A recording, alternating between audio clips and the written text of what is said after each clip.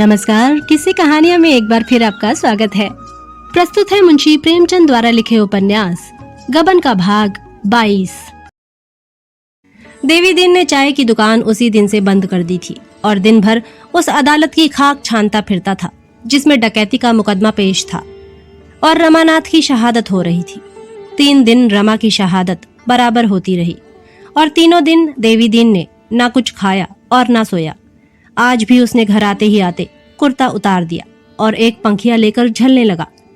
फागुन लग गया था और कुछ कुछ गर्मी शुरू हो गई थी, पर इतनी गर्मी न थी कि पसीना बहे या पंखे की जरूरत हो।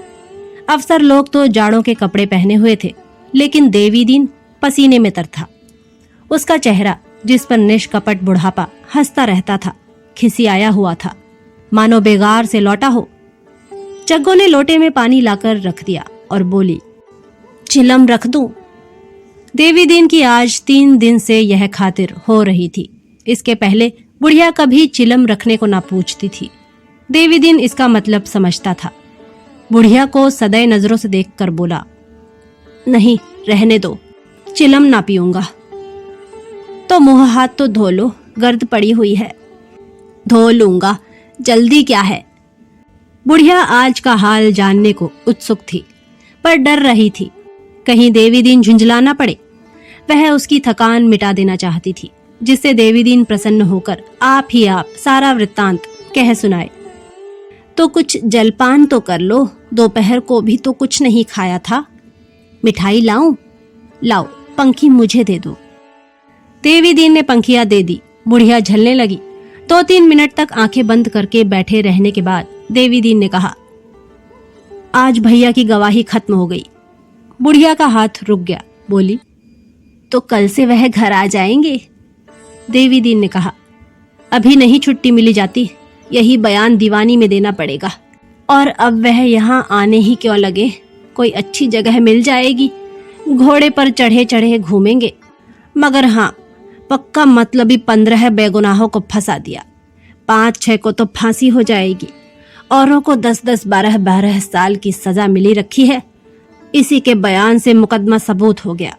कोई कितनी ही जिरह करे, क्या मजाल जरा भी हिचकिचाए। अब एक भी न बचेगा। किसने कर्म किया, किसने नहीं किया, इसका हाल देव जाने, पर मारे सब जाएंगे। घर से भी तो सरकारी रुपया खाकर भागा था, हमें बड़ा धोखा हुआ। जग्गो ने मीठे तिरस्कार से देखकर कहा, अपनी नेकी बदी अपने साथ है, मतलबी तो संसार है। कौन किसके लिए मरता है? देवी दिन ने तीव्र स्वर में कहा, अपने मतलब के लिए जो दूसरों का गला काटे, उसको जहर दे देना भी पाप नहीं है। सहसा 2 प्राणी आकर खड़े हो गए। एक गोरा खूबसूरत लड़का था, जिसकी उम्र 15-16 साल से ज्यादा न थी। दूसरा अधेड़ था और सूरत से चपरासी मालूम होता था। देवी दिन ने पूछा, किसे खोजते हो? चपरासी ने कहा, तुम्हारा ही नाम देवी दिन है ना? मैं प्रजा मित्र के दफ्तर से आया हूँ। यह बाबू उन्हीं रमानाथ के भाई हैं जिन्हें शतरंज का इनाम मिला था। यह उन्हीं की खोज में दफ्तर गए थे। संपादक जी ने तुम्हारे पास भेज दिया, तो मैं जाऊं ना? यह कहता हुआ वह चला गया। देवी दिन ने गोपी को सिर से पांव तक देखा। आकृति रमा से मिलती थी। बोला, आओ बेटा, बैठो। कब आए घर से? गोपी ने एक खटिक की दुकान पर बैठना शान के खिलाफ समझा। खड़ा खड़ा बोला, आज ही तो आया हूँ, भाभी भी साथ में है, धर्मशाले में ठहरा हुआ हूँ। देवी दिन ने खड़े होकर कहा, तो जाकर बहू को यहाँ लाओ ना, ऊपर तो रमा बाबू का कमरा है ही, आराम से रहो, धर्मशाले में क्यों पड़े रहोगे? नहीं, चलो मैं भी चलता हूँ, यहाँ सब तरह का आराम है। उसने जग्गो को यह खबर सुनाई और ऊपर झाड़ू लगाने को कहकर गोपी के साथ धर्मशाले चल दिया। बुढ़िया ने तुरंत ऊपर जाकर झाड़ू लगाया, लपककर हलवाई की दुकान से मिठाई और दही लाई, सुराही में पानी भरकर रख दिया, फिर अपना हाथ मुंह धोया, एक रंगीन साड़ी निकाली, गहने पहने और बन ठनकर बहू की राह देखने लगी। इतने में फिटन भी आ पहुंची। बुढ़िया ने जाकर जालपा को उतारा। जालपा पहले तो साग भाजी की दुकान देखकर कुछ झिझकी, पर बुढ़िया का स्नेह स्वागत देखकर उसकी झिझक दूर हो गई। उसके साथ ऊपर गई तो हर एक चीज इसी तरह अपनी जगह पर पाई, मानो अपना ही घर हो। जग्गो ने लोटे में पानी रखकर कहा, इसी घर में भैया रहते थे बेटी। आज 15 रोज से घर सूना पड़ा हुआ है। हाथ मुंह धोकर दही चीनी खा लो ना बेटी। भैया का हाल तो अभी तुम्हें ना मालूम हुआ होगा। जालपा ने सिर हिलाकर कहा, कुछ ठीक ठीक नहीं मालूम हुआ। वह जो पत्र छपता है वहां मालूम हुआ था कि पुलिस ने गिरफ्तार कर लिया है। देवी दीन भी ऊपर आ गया था। बोला, गिरफ्तार तो किया था, पर अब तो वह एक मुकदमे में सरकारी गवाह हो गए हैं। प्रयागराज में अब उन पर कोई मुकदमा ना चलेगा और शायद नौकरी चाकरी भी मिल जाए। जालपा ने गर्व से कहा, क्या इसी डर से वह सरकारी गवाह हो गए हैं? वहां तो उन पर कोई मामला ही नहीं है, मुकदमा क्यों चलेगा? देवी दीन ने डरते डरते कहा, कुछ रुपए पैसे का मुआमला था ना। जालपा ने मानो आहत होकर कहा, वह कोई बात न थी। जो ही हम लोगों को मालूम हुआ कि कुछ सरकारी रकम इनसे खर्च हो गई है, उसी वक्त पहुंचा दी। यह व्यर्थ घबराकर चले आए और फिर ऐसी चुप्पी साधी कि अपनी खबर तक न दी। देवी दीन का चेहरा जगमगा उठा, मानो किसी व्यथा से आराम मिल गया हो। बोला, तो यह हम लोगों को क्या मालूम, बार बार समझाया कि घर पर खत पत्तर भेज दो, लोग घबराते होंगे, पर मारे शर्म के लिखते ही न थे। इसी धोखे में पड़े रहे कि प्रयागराज में मुकदमा चल गया होगा। जानते तो सरकारी गवाह क्यों बनते। सरकारी गवाह? सरकारी गवाह का आशय जालपा से छिपा न था। समाज में उनकी जो निंदा और अपकीर्ति होती है, यह भी उससे छिपी न थी। सरकारी गवाह क्यों बनाए जाते हैं, किस तरह प्रलोभन दिया जाता है, किस भांति वह पुलिस के पुतले बनकर अपने ही मित्रों का गला घोटते हैं, यह उसे मालूम था। मगर कोई आदमी अपने बुरे आचरण पर लज्जित होकर भी सत्य का उद्घाटन करे, छल और कपट का आवरण हटा दे, तो वह सज्जन है। उसके साहस की जितनी प्रशंसा की जाए कम है। मगर शर्त यही है कि वह अपनी गोष्ठी के साथ किए का फल भोगने को तैयार रहे। हंसता खेलता फांसी पर चढ़ाया जाए तो वह सच्चा वीर है, लेकिन अपने प्राणों की रक्षा के लिए स्वार्थ के नीच विचार से, दंड की कठोरता से भयभीत होकर अपने साथियों से दगा करे, आस्तीन का सांप बन जाए, तो वह कायर है, पतित है, बेहया है। विश्वासघात डाकुओं और समाज के शत्रुओं में भी उतना ही हेय है जितना किसी अन्य क्षेत्र में। ऐसे प्राणी को समाज कभी क्षमा नहीं करता, कभी नहीं। जालपा इसे खूब समझती थी। यहाँ तो समस्या और भी जटिल हो गई थी। रमा ने दंड के भय से अपने किए हुए पापों का पर्दा नहीं खोला था। उसमें कम से कम सच्चाई तो होती। निंदा होने पर भी आंशिक सच्चाई का एक गुण तो होता। यहाँ तो उन पापों का पर्दा खोला गया था जिनकी हवा तक उसे न लगी थी। जालपा को सहसा इसका विश्वास न आया। अवश्य कोई न कोई बात हुई होगी जिसने रमा को सरकारी गवाह बनने पर मजबूर कर दिया होगा। सकुचाती हुई बोली, क्या यहाँ भी कोई बात हो गई थी? देवीदीन उसकी मनोव्यथा का अनुभव करता हुआ बोला, कोई बात नहीं। यहाँ वह मेरे साथ ही प्रयागराज से आए। जब से आए यहाँ से कहीं गए नहीं, बाहर निकलते ही न थे। बस एक दिन निकले और उसी दिन पुलिस ने पकड़ लिया। एक सिपाही को आते देखकर डरे कि मुझी को पकड़ने आ रहा है, भाग खड़े हुए। उस सिपाही को खटका हुआ, उसने सुबह में गिरफ्तार कर लिया। मैं भी इनके पीछे थाने में पहुंचा। दारोगा पहले तो रिश्वत मांगते थे, मगर जब मैं घर से रुपए लेकर गया तो वहां और ही गुल खिल चुका था। अफसरों में ना जाने क्या बात हुई, उन्हें सरकारी गवाह बना दिया। मुझसे तो भैया ने कहा कि इस मामले में बिल्कुल झूठ ना बोलना पड़ेगा। पुलिस का मुकदमा सच्चा है, सच्ची बात कह देने में क्या हर्ज है। मैं चुप हो रहा, क्या करता। जग्गो बोली, ना जाने सबों ने कौन सी बूटी सुंघा दी। भैया तो ऐसे न थे, दिन भर अम्मा अम्मा करते रहते थे। दुकान पर सभी तरह के लोग आते हैं, मर्द भी और औरत भी। क्या मजाल कि किसी की ओर आंख उठाकर देखा हो। देवीदीन ने कहा, कोई बुराई न थी, मैंने तो ऐसा लड़का ही नहीं देखा। उसी धोखे में आ गए। जालपा ने 1 मिनट सोचने के बाद कहा, क्या उनका बयान हो गया? हाँ, 3 दिन बराबर होता रहा, आज खत्म हो गया। जालपा ने उद्विग्न होकर कहा, तो अब कुछ नहीं हो सकता? मैं उनसे मिल सकती हूँ? देवीदीन जालपा के इस प्रश्न पर मुस्कुरा पड़ा। बोला, हाँ और क्या, जिसमें जाकर भंडा फोड़ कर दो, सारा खेल बिगाड़ दो। पुलिस ऐसी गधी नहीं है, आजकल कोई भी उनसे नहीं मिलने पाता, कड़ा पहरा रहता है। इस प्रश्न पर इस समय और कोई बातचीत ना हो सकती थी। इस गुत्थी को सुलझाना आसान न था। जालपा ने गोपी को बुलाया। वह छज्जे पर खड़ा सड़क का तमाशा देख रहा था। ऐसा शर्मा रहा था मानो ससुराल आया हो। धीरे धीरे आकर खड़ा हो गया। जालपा ने कहा, मुंह हाथ धोकर कुछ खा तो लो, दही तो तुम्हें बहुत अच्छा लगता है। गोपी लजाकर फिर बाहर चला गया। देवी दीन ने मुस्कुराकर कहा, हमारे सामने ना खाएंगे, हम दोनों चले जाते हैं। तुम्हें जिस चीज की जरूरत हो हमसे कह देना बहू जी, तुम्हारा ही घर है। भैया को तो हम अपना ही समझते थे, और हमारे कौन बैठा हुआ है। जग्गू ने गर्व से कहा, वह तो मेरे हाथ का बनाया खा लेते थे। जालपा ने मुस्कुराकर कहा, अब तुम्हें भोजन ना बनाना पड़ेगा माँ जी, मैं बना दिया करूंगी। जग्गू ने आपत्ति की, हमारी बिरादरी में दूसरों के हाथ का खाना मना है बहू। अब 4 दिन के लिए बिरादरी में नक्कू क्या बने। जालपा ने कहा, हमारी बिरादरी में भी तो दूसरा का खाना मना है। जग्गू ने कहा, यहाँ तुम्हें कौन देखने आता है, फिर पढ़े लिखे आदमी इन बातों का विचार भी तो नहीं करते। हमारी बिरादरी तो मूर्ख लोगों की है। जालपा बोली, यह तो अच्छा नहीं लगता कि तुम बनाओ और मैं खाऊं। जिसे बहू बनाया उसके हाथ का खाना पड़ेगा। नहीं खाना था तो बहू क्यों बनाया।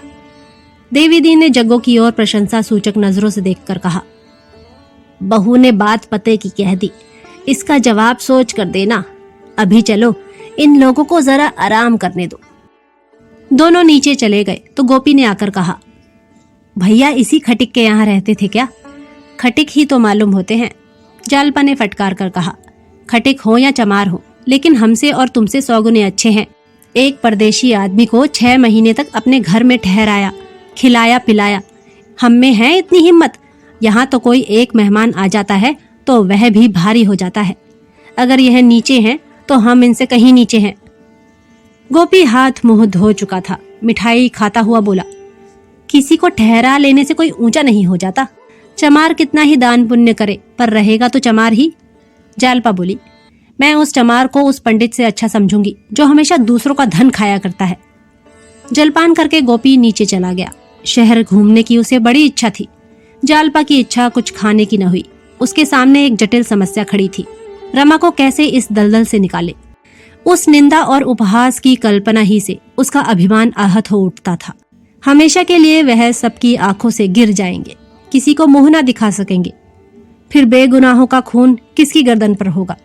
अभियुक्तों में ना जाने कौन अपराधी है, कौन निरपराध है, कितने द्वेष के शिकार हैं, कितने लोभ के। सभी सजा पा जाएंगे। शायद 2-4 को फांसी भी हो जाए। किस पर यह हत्या पड़ेगी। उसने फिर सोचा, माना किसी पर हत्या ना पड़ेगी। कौन जानता है हत्या पड़ती है या नहीं, लेकिन अपने स्वार्थ के लिए। ओह, कितनी बड़ी नीचता है। यह कैसे इस बात पर राजी हुए। अगर म्यूनिसिपैलिटी के मुकदमा चलाने का भय भी था तो 2-4 साल की कैद के सिवा और क्या होता। उससे बचने के लिए इतनी घोर नीचता पर उतर आए। अब अगर मालूम भी हो जाए कि म्यूनिसिपैलिटी कुछ नहीं कर सकती तो अब हो ही क्या सकता है। इनकी शहादत तो हो ही गई। सहसा एक बात किसी भारी कील की तरह उसके हृदय में चुभ गई। क्यों ना यह अपना बयान बदल दे। उन्हें मालूम हो जाए कि म्यूनिसिपैलिटी उनका कुछ नहीं कर सकती तो शायद वह खुद ही अपना बयान बदल ले। यह बात उन्हें कैसे बताई जाए। किसी तरह संभव है। वह अधीर होकर नीचे उतर आई और देवी दीन को इशारे से बुलाकर बोली, क्यों दादा, उनके पास कोई खत भी नहीं पहुंचा सकता। पहरे वालों को 10-5 रुपए दे देने से तो शायद खत पहुंच जाए। देवी दीन ने गर्दन हिलाकर कहा, मुश्किल है। पहरे पर बड़े जचे हुए आदमी रखे हैं। मैं 2 बार गया था, सबों ने फाटक के सामने खड़ा भी न होने दिया। उस बंगले के आसपास क्या है? एक और तो दूसरा बंगला है, एक और एक कलमी आम का बाग है और सामने सड़क है। हाँ, शाम को घूमने घामने तो निकलते ही होंगे। हाँ, बाहर कुर्सी डालकर बैठते हैं।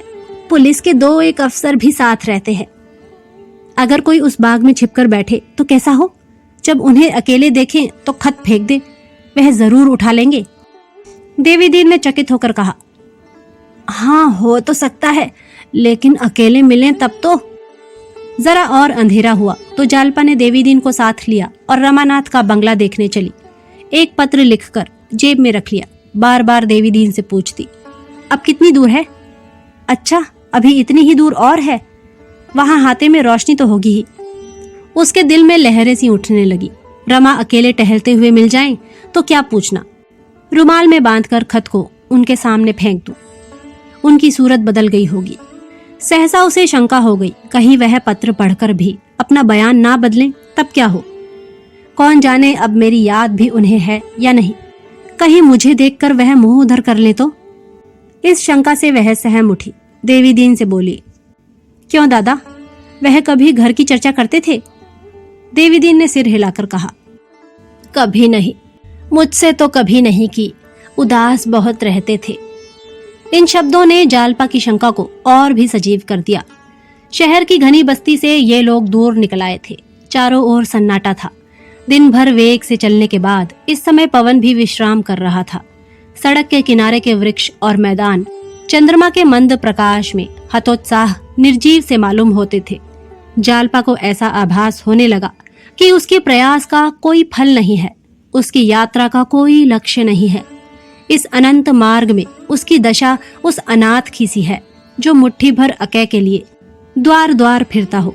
वह जानता है अगले द्वार पर उसे अकै ना मिलेगा, गालियां ही मिलेंगी, फिर भी वह हाथ फैलाता है, बढ़ती मनाता है। उसे आशा का अवलंब नहीं, निराशा ही का अवलंब है। एकाएक सड़क के दाहिनी तरफ बिजली का प्रकाश दिखाई दिया। देवी दीन ने एक बंगले की ओर उंगली उठाकर कहा, यही उनका बंगला है। जालपा ने डरते डरते उधर देखा, मगर बिल्कुल सन्नाटा छाया हुआ था, कोई आदमी न था। फाटक पर ताला पड़ा हुआ था। जालपा बोली, यहाँ तो कोई नहीं है। देवी दीन ने फाटक के अंदर झांक कर कहा, हाँ, शायद यह बंगला छोड़ दिया। कहीं घूमने गए होंगे। घूमने जाते तो द्वार पर पहरा होता, यह बंगला छोड़ दिया तो लौट चले। नहीं, जरा पता लगाना चाहिए गए कहाँ। बंगले की दाहिनी तरफ आमों के बाग में प्रकाश दिखाई दिया। शायद खटिक बाग की रखवाली कर रहा था। देवी दीन ने बाग में आकर पुकारा, कौन है यहाँ? किसने यह बाग लिया है? एक आदमी आमों के झुरमुट से निकल आया। देवी दीन ने उसे पहचान कर कहा, अरे तुम हो जंगली, तुमने यह बाग लिया है। जंगली ठिगना सा गठीला आदमी था। बोला, हाँ दादा, ले लिया, पर कुछ है नहीं, दंड ही भरना पड़ेगा। तुम यहाँ कैसे आ गए? कुछ नहीं, यों ही चला आया था। इस बंगले वाले आदमी क्या हुए? जंगली ने इधर उधर देखकर कनबत्तियों में कहा, इसमें वही मुखबिर टिका हुआ था। आज सब चले गए, सुनते हैं 15-20 दिन में आवेंगे, जब फिर हाईकोर्ट में मुकदमा पेश होगा। पढ़े लिखे आदमी भी ऐसे दगाबाज होते हैं दादा, सरासर झूठी गवाही दी। ना जाने इसके बाल बच्चे हैं या नहीं, भगवान को भी नहीं डरा। जालपा वहीं खड़ी थी। देवी दीन ने जंगली को और जहर उगलने का अवसर ना दिया। बोला, तो 15-20 दिन में आएंगे, खूब मालूम है। जंगली बोला, हाँ, वही पहरे वाले कह रहे थे। कुछ मालूम हुआ कहाँ गए हैं? वही मौका देखने गए हैं जहां वारदात हुई थी। देवी दीन चिलम पीने लगा और जालपा सड़क पर आकर टहलने लगी। रमा की यह निंदा सुनकर उसका हृदय टुकड़े टुकड़े हुआ जाता था। उसे रमा पर क्रोध ना आया, ग्लानि ना आई। उसे हाथों का सहारा देकर इस दलदल से निकालने के लिए उसका मन विकल हो उठा। रमा चाहे उसे दुत्कार ही क्यों न दे, उसे ठुकरा ही क्यों न दे, वह उसे अपयश के अंधेरे खड्ड में ना गिरने देगी। जब दोनों यहाँ से चले तो जालपा ने पूछा, इस आदमी से कह दिया ना कि जब वह आ जाए तो हमें खबर दे दे? हाँ, कह दिया। 1 महीना गुजर गया। गोपीनाथ पहले तो कई दिन कलकत्ता की सैर करता रहा, मगर 4-5 दिन में ही यहाँ से उसका जी ऐसा उचाट हुआ कि घर की रट लगानी शुरू की। आखिर जालपा ने उसे लौटा देना ही अच्छा समझा। यहाँ तो वह छिप छिप कर रोया करता था। जालपा कई बार रमा के बंगले तक हो आई। वह जानती थी कि अभी रमा नहीं आए हैं, फिर भी वहां का एक चक्कर लगा आने में उसको एक विचित्र संतोष होता था। जालपा कुछ पढ़ते पढ़ते या लेटे लेटे थक जाती तो एक क्षण के लिए खिड़की के सामने आ खड़ी होती थी। एक दिन शाम को वह खिड़की के सामने आई तो सड़क पर मोटरों की एक कतार नजर आई। कौतूहल हुआ, इतनी मोटरें कहाँ जा रही हैं? गौर से देखने लगी। 6 मोटरें थीं। उनमें पुलिस के अफसर बैठे हुए थे। एक में सब सिपाही थे। आखिरी मोटर पर जब उसकी निगाह पड़ी तो मानो उसके सारे शरीर में बिजली की लहर दौड़ गई। वह ऐसी तन्मय हुई कि खिड़की से जीने तक दौड़ी आई, मानो मोटर को रोक लेना चाहती हो। पर इसी एक पल में उसे मालूम हो गया कि मेरे नीचे उतरते उतरते मोटरें निकल जाएंगी। वह फिर खिड़की के सामने आई। रमा अब बिल्कुल सामने आ गया था। उसकी आंखें खिड़की की ओर लगी हुई थी। जालपा ने इशारे से कुछ कहना चाहा, पर संकोच ने रोक दिया। ऐसा मालूम हुआ कि रमा की मोटर कुछ धीमी हो गई है। देवी दीन की आवाज भी सुनाई दी, मगर मोटर रुकी नहीं। एक ही क्षण में वह आगे बढ़ गई, पर रमा अब भी रह रहकर खिड़की की ओर ताकता जाता था। जालपा ने जीने पर आकर कहा, दादा। देवी दीन ने सामने आकर कहा, भैया आ गए, वह क्या मोटर जा रही है? यह कहता हुआ वह ऊपर आ गया। जालपा ने उत्सुकता को संकोच से दबाते हुए कहा, तुमसे कुछ कहा? देवी दीन ने कहा, और क्या कहते, खाली राम राम की। मैंने कुशल पूछी, हाथ से दिलासा देते चले गए। तुमने देखा कि नहीं? जालपा ने सिर झुकाकर कहा, देखा क्यों नहीं, खिड़की पर जरा खड़ी थी। उन्होंने तुम्हें भी देखा होगा। खिड़की की ओर ताकते तो थे, बहुत चकराए होंगे कि ये कौन है। कुछ मालूम हुआ मुकदमा कब पेश होगा? कल ही तो। कल ही? इतनी जल्द? तब तो जो कुछ करना है आज ही करना होगा। किसी तरह मेरा खत उन्हें मिल जाता तो काम बन जाता। देवी दीन ने इस तरह ताका मानो कह रहा है, तुम इस काम को जितना आसान समझती हो उतना आसान नहीं है। जालपा ने उसके मन का भाव ताड़कर कहा, क्या तुम्हें संदेह है कि वह अपना बयान बदलने पर राजी होंगे? देवी दीन को अब इसे स्वीकार करने के सिवा और कोई उपाय न सूझा। बोला, हाँ बहू जी, मुझे इसका बहुत अंदेशा है, और सच पूछो तो है भी जोखिम। अगर वह बयान बदल भी दे तो पुलिस के पंजे से नहीं छूट सकते। वह कोई दूसरा इल्जाम लगाकर उन्हें पकड़ लेगी और फिर नया मुकदमा चलावेगी। जालपा ने ऐसी नजरों से देखा मानो वह इस बात से जरा भी नहीं डरती। फिर बोली, दादा, मैं उन्हें पुलिस के पंजे से बचाने का ठेका नहीं लेती। मैं केवल यह चाहती हूँ कि हो सके तो अपयश से उन्हें बचा लूं। उनके हाथों इतने घरों की बर्बादी होते नहीं देख सकती। अगर वह सचमुच डकैतियों में शरीक होते तब भी मैं यही चाहती कि वह अंत तक अपने साथियों के साथ रहें और जो सिर पर पड़े उसे खुशी से झेले। मैं यह कभी ना पसंद करती कि वह दूसरों को दगा देकर मुखबिर बन जाए, लेकिन यह मामला तो बिल्कुल झूठ है। मैं यह किसी तरह नहीं बर्दाश्त कर सकती कि वह अपने स्वार्थ के लिए झूठी गवाही दे। अगर उन्होंने खुद अपना बयान ना बदला तो मैं अदालत में जाकर सारा कच्चा चिट्ठा खोल दूंगी। चाहे नतीजा कुछ भी हो, वह हमेशा के लिए मुझे त्याग दें, मेरी सूरत न देखे, यह मंजूर है। पर यह नहीं हो सकता कि वह इतना बड़ा कलंक माथे पर लगावे। मैंने अपने पत्र में सब लिख दिया है। देवी दीन ने उसे आदर की दृष्टि से देखकर कहा, तुम सब कर लोगी बहू।